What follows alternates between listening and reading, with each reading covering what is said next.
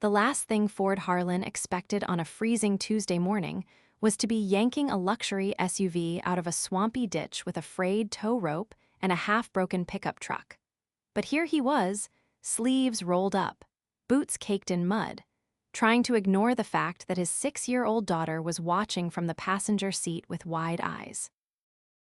"Dad, it's gonna tip over," Kara whispered, clutching her stuffed bunny to her chest. "It won't," Ford grunted, looping the final knot around the Range Rover's front axle.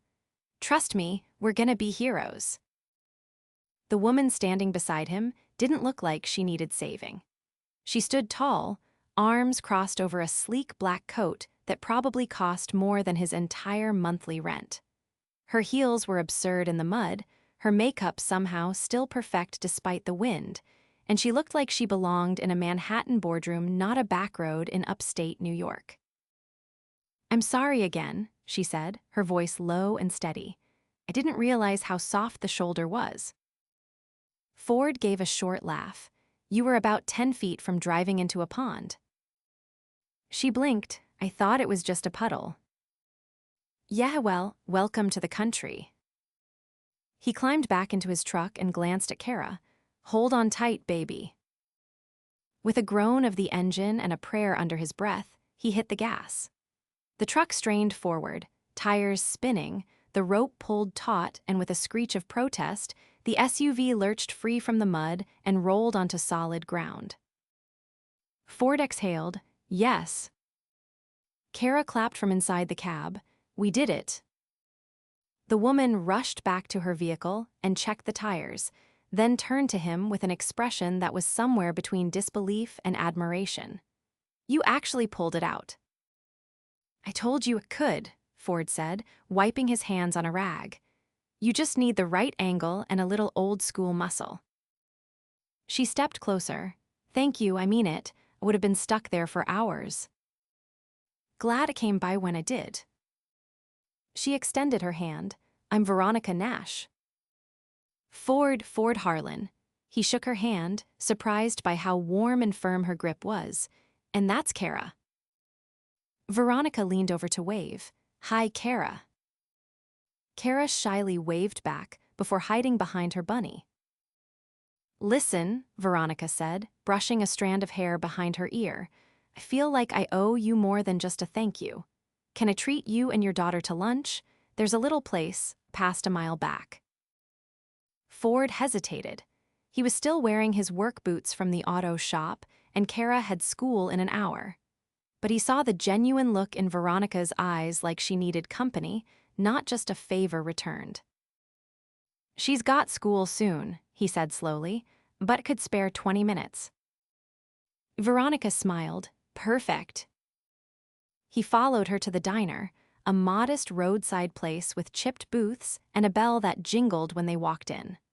Ford couldn't help noticing how out of place she looked, sitting there in her designer coat, but Veronica didn't seem to care. She ordered grilled cheese and tomato soup like it was gourmet. "So," she asked, sipping her coffee, "what do you do besides rescuing stranded drivers?" "I work at a garage in town. Fix engines, change oil, the usual." She tilted her head. "You're good with your hands." Ford raised an eyebrow. "Is that a compliment or an observation?" She laughed, and it was a soft, real sound that made Kara smile too. "I guess it's both." "And you," he asked, "what brings you out to these parts?" Veronica hesitated. "Work." "Is that all?" Her gaze flicked down to her coffee. "I needed a little space from the city, too much noise." "Can't blame you." Ford didn't press her. He could tell she wasn't the type to overshare. But something about her calm, the way her eyes softened every time she looked at Kara, made him curious. After they finished eating, Veronica walked them back to his truck. "I'd like to see you again," she said, tucking her hands into her coat. "I mean, if that's okay." Ford stared at her, caught off guard. "You sure? I'm not exactly your usual crowd." "You don't know what my usual crowd is." He gave a short laugh. "Fair enough." She pulled a sleek business card from her coat and handed it to him.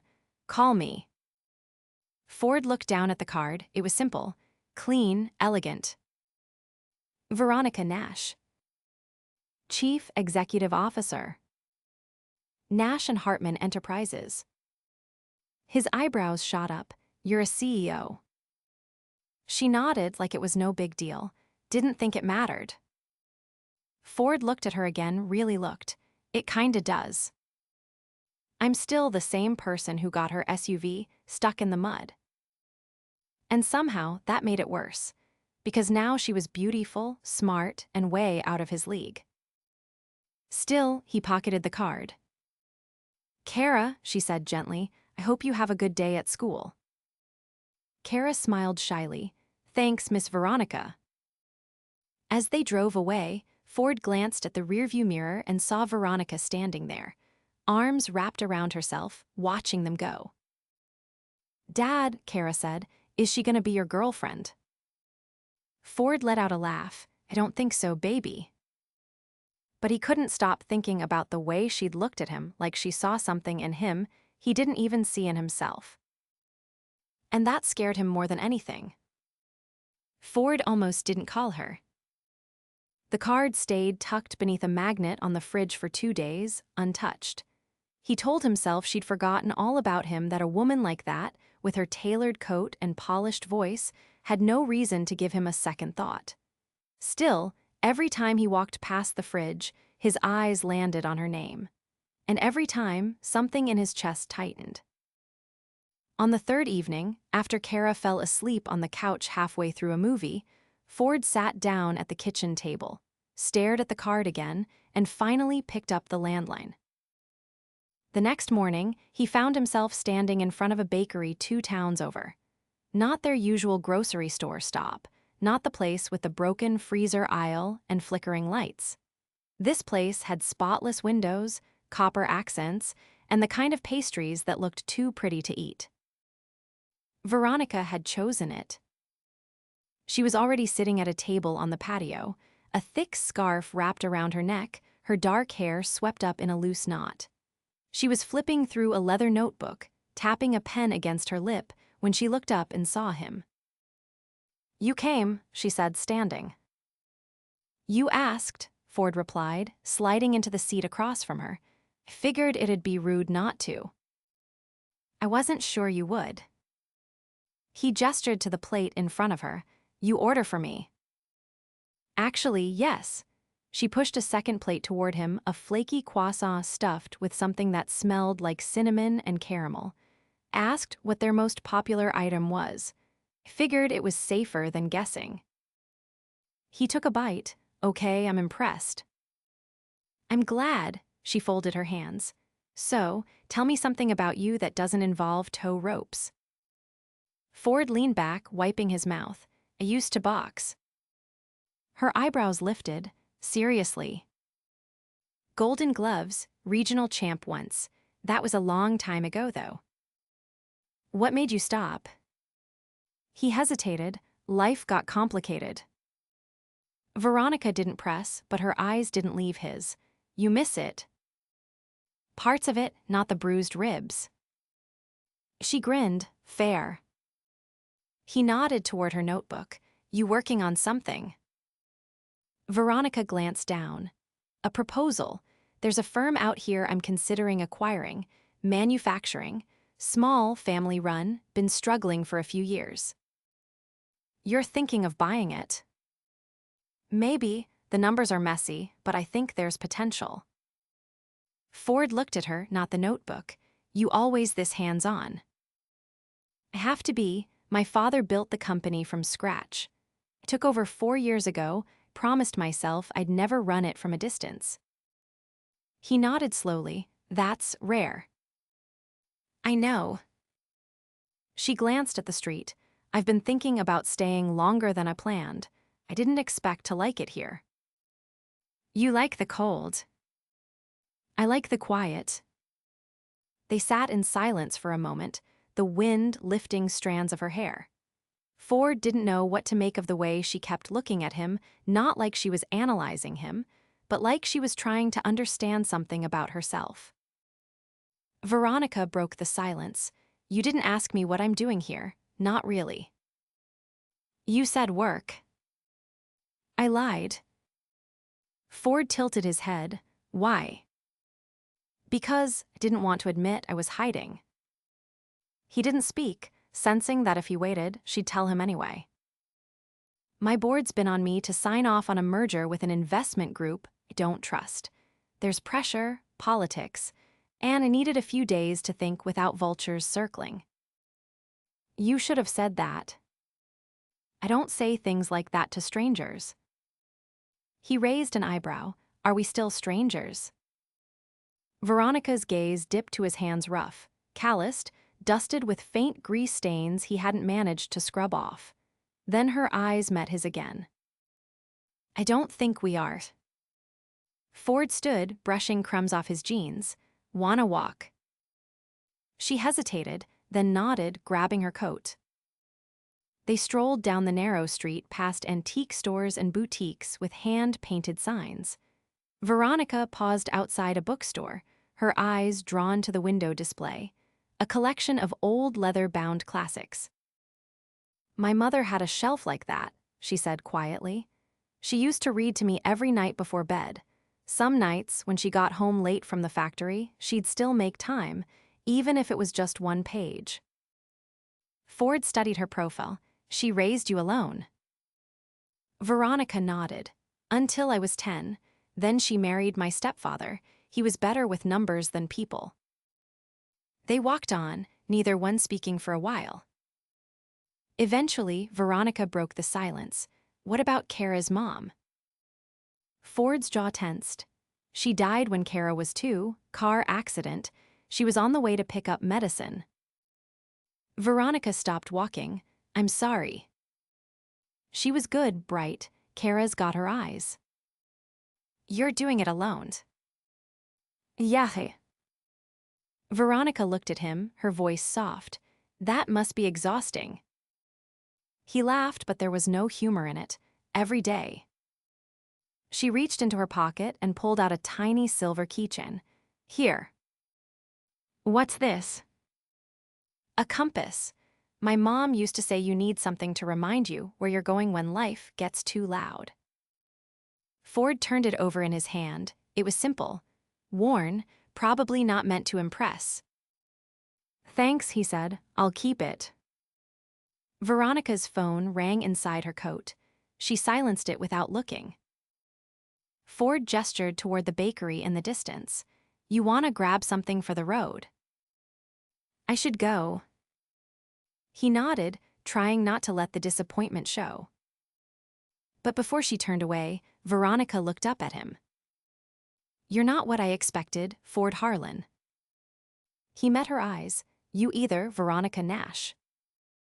She hesitated, then leaned in, pressing a fleeting kiss to his cheek. I'll call you, she said, and walked away without waiting for his reply. He stood there for a long time, her compass still warm in his hand. It had been 6 days. 6 days since Veronica had walked away with a kiss on his cheek and a promise to call. Ford told himself he hadn't expected anything, that he was too grounded to get his hopes up over someone like her. But every time the phone rang at the garage, his eyes flicked toward it before he could stop himself. Tuesday afternoon, while tightening the lug nuts on a rusted-out truck, he heard Kara's laugh echo from the office. He wiped his hands and stepped inside to find her crouched by the heater, showing her bunny to someone through the open doorway. Veronica was standing there, holding a paper bag and wearing a thick gray coat he hadn't seen before. I brought something, she said, lifting the bag. Kara turned to him. She got me gingerbread cookies shaped like tools. Ford leaned against the counter. That why you really came?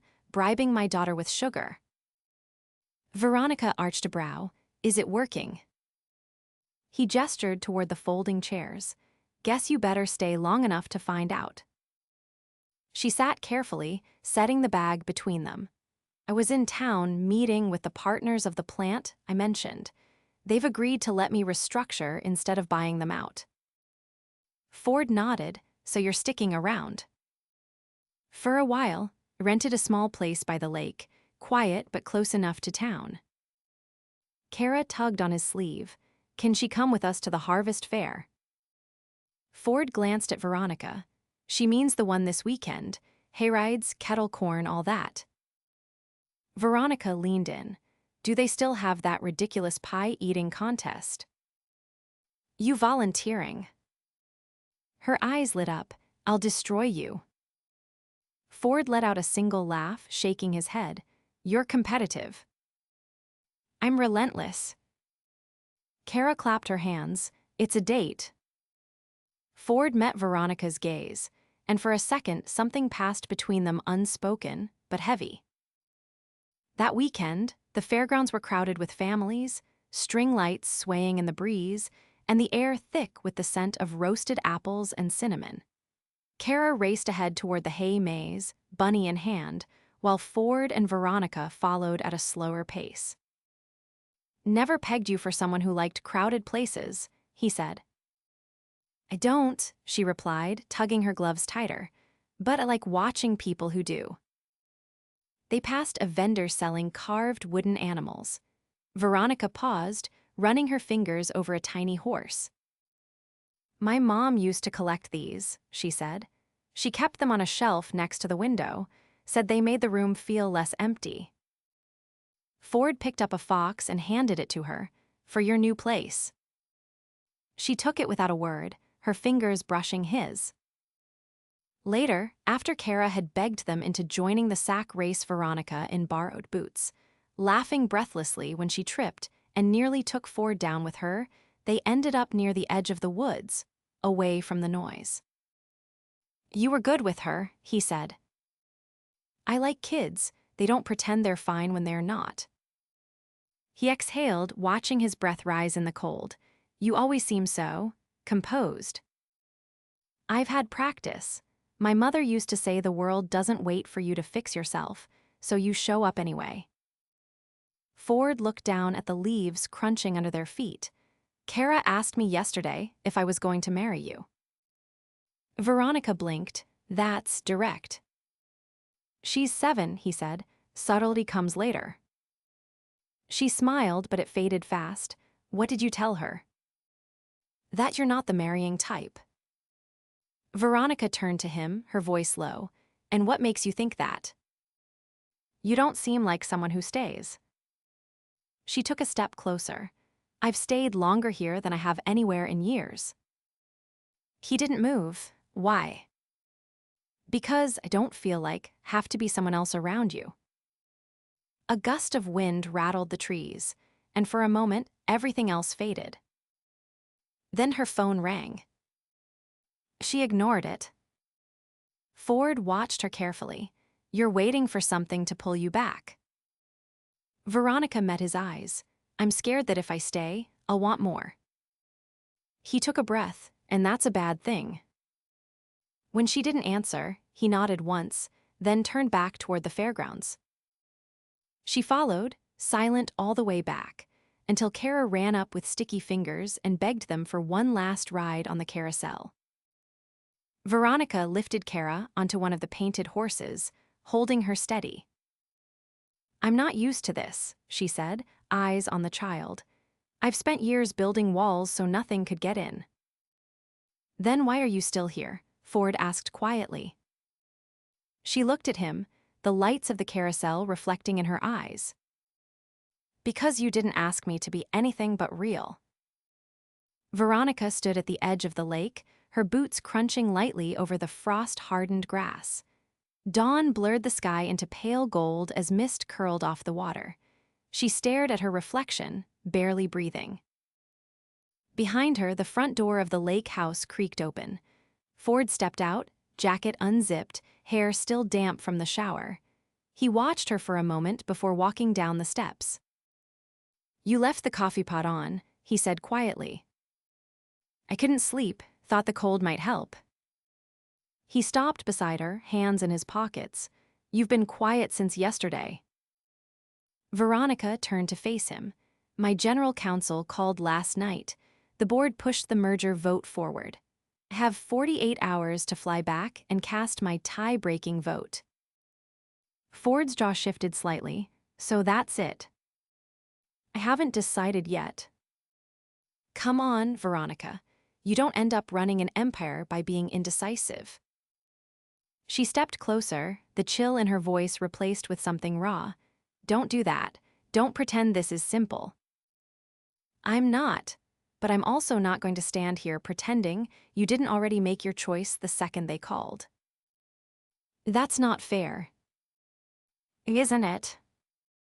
She folded her arms. I didn't come here looking for this, Ford. You and Kara, you're real. You make me forget how loud everything else gets. He looked at her, eyes steady. Then why are you running back into the noise? A beat passed. That company is part of my mother's legacy. I fought tooth and nail to make sure it stays hers. If I don't go, they'll hand it over to people who will strip it clean and sell it off in pieces. Ford nodded slowly. Then go, do what you have to do, but don't expect the world to stay still while you're gone. She flinched at that, but didn't argue. By afternoon, she was packed. Kara helped her fold sweaters into her suitcase, carefully tucking the carved wooden fox on top. Will you come back? Kara asked, fingers gripping the edge of the bed. Veronica knelt down. I want to. Daddy doesn't talk when you're not here. Veronica blinked. He doesn't. He gets quiet, different quiet than when you're here. Veronica kissed the top of her head. I'll miss you. Kara nodded solemnly. Don't let them boss you around. Veronica laughed softly. I'll try. Ford waited by the truck as she wheeled her bag out. There was distance between them now, a tension that hadn't been there since that first morning in the mud. I don't know what you want me to say, she said, stopping beside him. I don't want you to say anything you don't mean. She tightened her grip on the suitcase handle. When I left the city a few weeks ago, I didn't think I'd be afraid to go back. Then maybe that's worth listening to. She hesitated.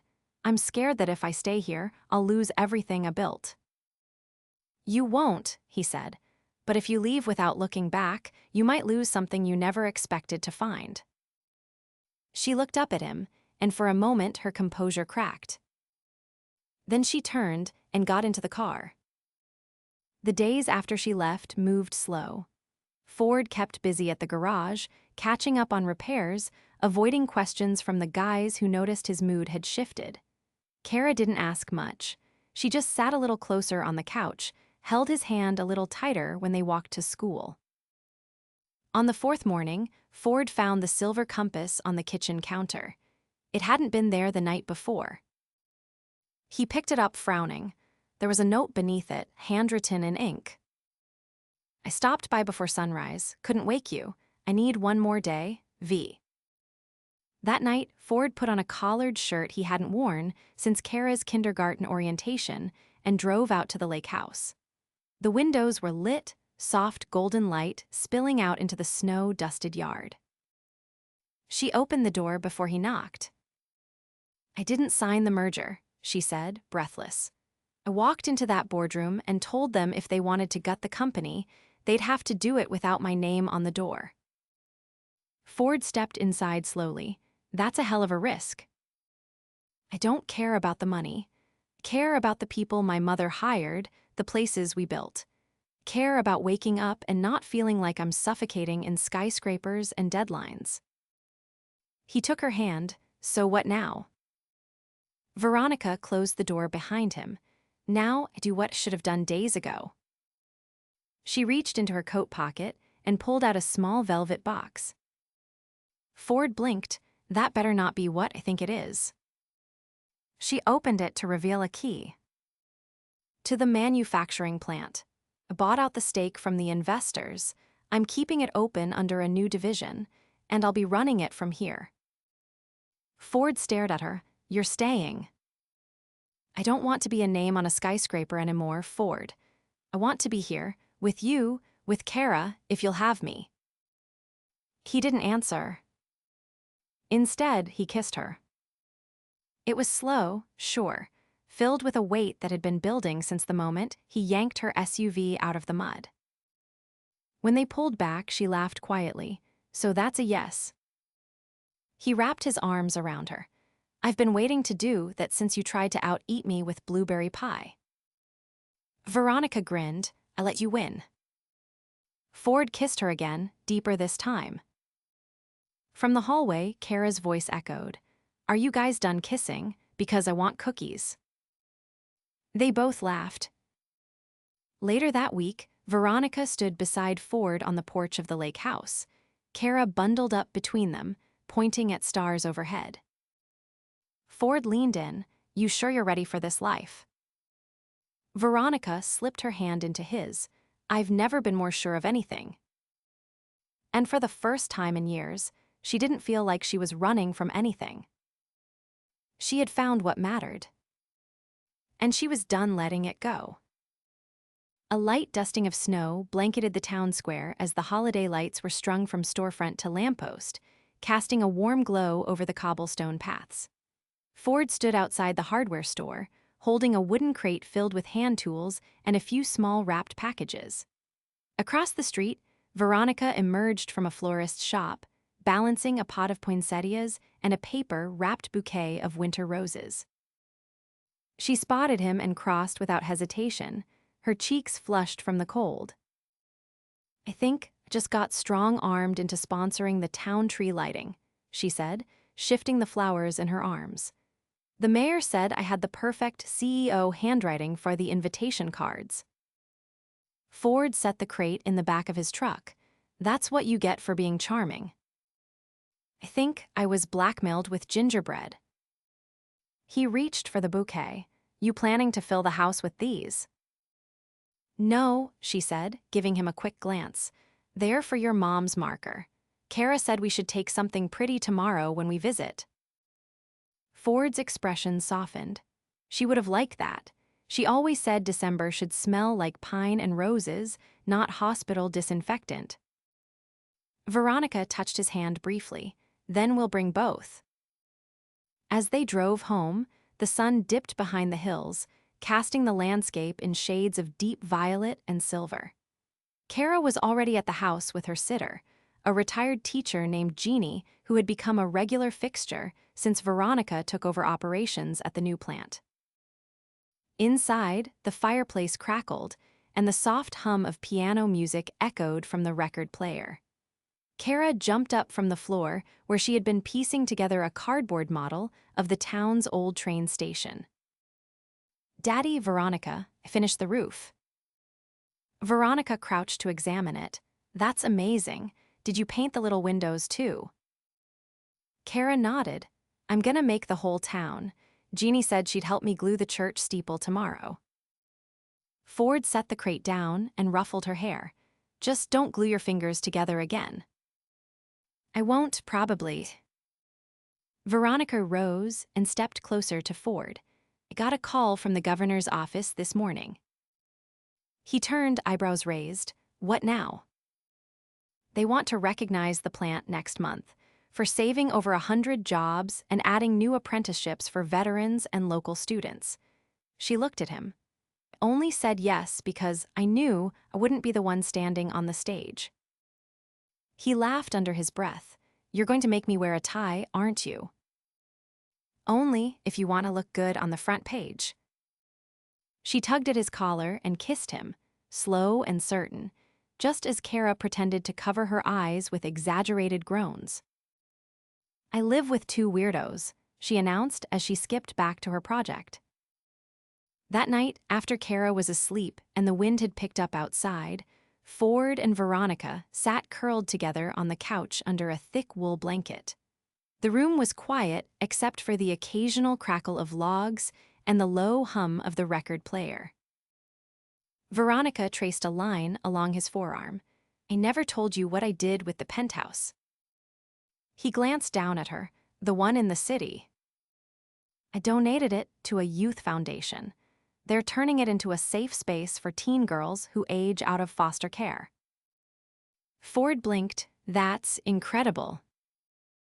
I spent years climbing that tower, thinking I'd finally feel safe once, got to the top. She looked at him. But it turns out, safety isn't steel walls and security systems. It's a little house by a lake with a man and his daughter who make me feel like I can finally breathe. He kissed the top of her head, pulling her closer. You're not going to wake up one morning and change your mind, are you? I already changed it. That was the hard part. She tilted her face toward him. This is the part I never want to end. The following weekend, the town buzzed with music and laughter as the annual tree lighting began. Kara stood on a wooden crate next to the mayor, holding the switch with both hands like it was a royal scepter. The crowd counted down, and when she flipped it, the massive spruce lit up in a shimmer of gold and white. Ford stood near the back, one hand wrapped around Veronica's, the other holding a thermos of cider. She wore a wine-colored coat he hadn't seen before, her hair dusted with snowflakes. I talked to Jeannie, she said. She's going to start tutoring some of the apprentices at the plant. Said it's the most fun she's had in years. He nodded. She's good with people who need second chances. Veronica squeezed his hand. Aren't we all? After the ceremony, they returned to the lake house with a few close friends and neighbors. Inside, the smell of rosemary chicken filled the air, and Kara led a group of kids in building gingerbread houses at the kitchen table. Veronica stood by the window, watching snow drift across the yard.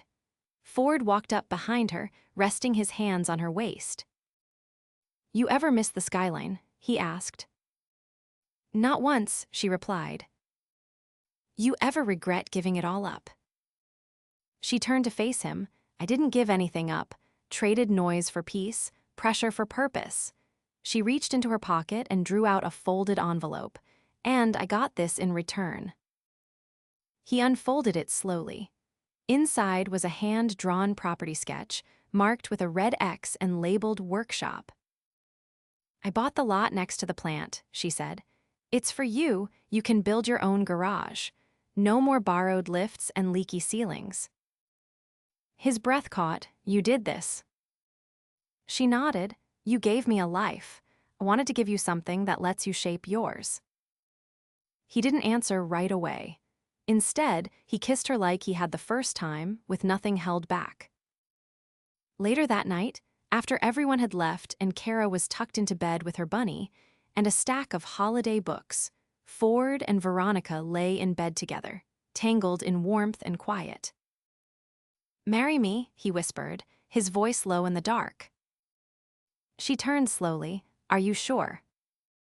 I've never been more sure of anything in my life. She touched his face, eyes shimmering. Then yes. They didn't need a ring or a ceremony to make it real. They already had everything they needed. A life built from broken pieces, stitched together with second chances, and the kind of love that didn't whisper, it roared. 2 months later, they stood hand in hand in the town hall, Kara beside them in a pale blue dress and holding the bouquet. There were no cameras, no headlines, just vows spoken with quiet certainty, promises made not with flash but with fire. The same fire that had pulled a woman from a world of glass towers into the heart of a man who had nothing to offer but everything that mattered. And when they kissed, surrounded by laughter and warmth, it was the beginning not of something new, but of something finally complete.